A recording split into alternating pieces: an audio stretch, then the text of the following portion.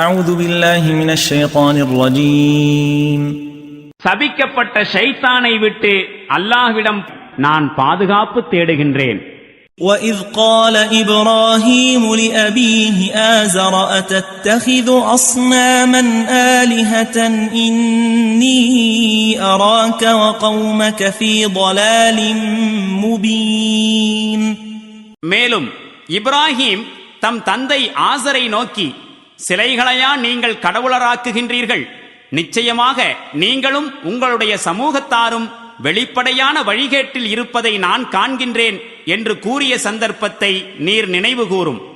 وَكَذَلِكَ نُرِي إِبْرَاهِيمَ مَلَكُوتَ السَّمَاوَاتِ وَالْأَرْضِ وَلِيَكُونَ مِنَ الْمُوقِنِينَ.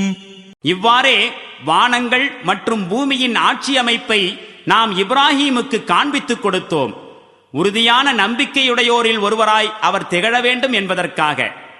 فَلَمَّا جَنَّ عَلَيْهِ اللَّيْلُ رَأَى كَوْكَبًا قَالَ هَذَا رَبِّي فَلَمَّا أَفَلَ قَالَ لَا أُحِبُّ الْآفِلِينَ. எனவே இரவு அவரை சூழ்ந்தபோது அவர் ஒரு நட்சத்திரத்தை கண்டு, இதுதான் என்னுடைய இறைவன் என்று கூறினார். ஆனால் அது மறைந்து விட்டபோது, மறைந்து போகின்றவற்றை நான் நேசிப்பவன் அல்ல என்று உரைத்தார்.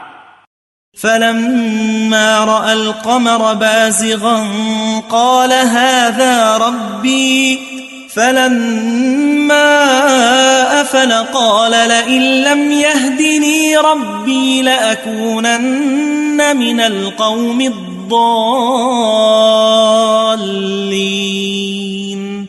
பின்னர் ஒளிரும் சந்திரனை கண்ட அவர், இதுதான் என்னுடைய இறைவன் என்று கூறினார்.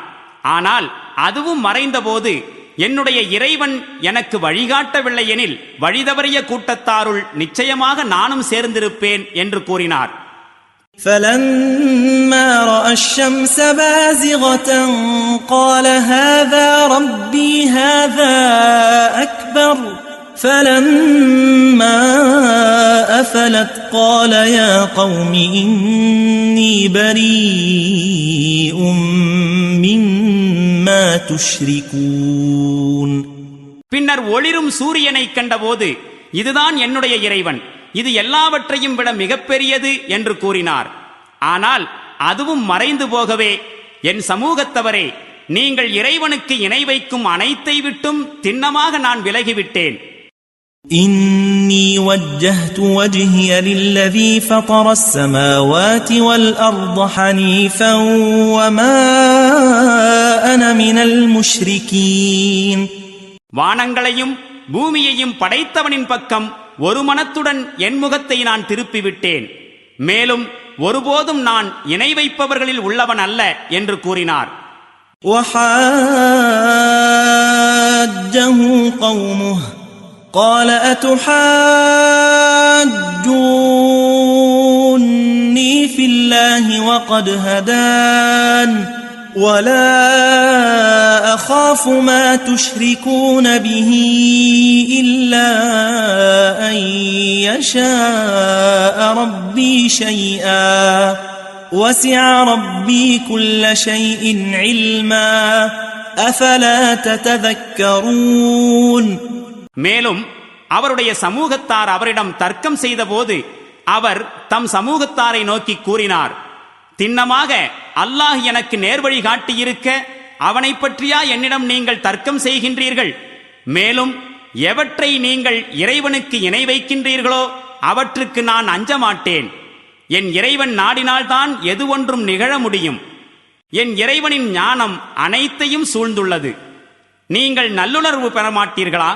وَكَيْفَ أَخَافُ مَا أَشْرَكْتُمْ وَلَا تَخَافُونَ أَنَّكُمْ أَشْرَكْتُمْ بِاللَّهِ مَا لَمْ يُنَزِّلْ بِهِ عَلَيْكُمْ سُلْطَانًا فَأَيُّ الْفَرِيقَيْنِ أَحَقُّ بِالْأَمْنِ إِن كُنتُمْ تَعْلَمُونَ. எவற்றை குறித்து இவை இறைமையில் கூட்டானவைதாம் என்பதற்கு எந்த ஆதாரத்தையும் அல்லாஹ் உங்களுக்கு இறக்கி வைத்திடவில்லையோ, அவற்றை அவனுக்கு இணையாக்க நீங்கள் அஞ்சாத போது நீங்களாகவே ஏற்படுத்திக் கொண்ட கடவுளர்க்கு நான் எப்படி அஞ்சுவேன்? எனவே நம் இரு கூட்டத்தாரில் அச்சமற்று வாழ்வதற்கு அதிகம் தகுதியுடையோர் யார்? நீங்கள் அறிவுடையோராயின் இதற்கு பதில் தாருங்கள். الذين آمنوا ولم يلبسوا إيمانهم بظلم أولئك لهم الأمن وهم مهتدون. எவர்கள் நம்பிக்கை கொண்டு பிறகு தம் நம்பிக்கையை இணை வைப்பு எனும் அநீதியால் மாசுபடுத்தவில்லையோ அவர்களுக்கே உண்மையில் அமைதி உண்டு. மேலும் அவர்களே நேர்வழி அடைந்தவர்கள் ஆவார்கள்.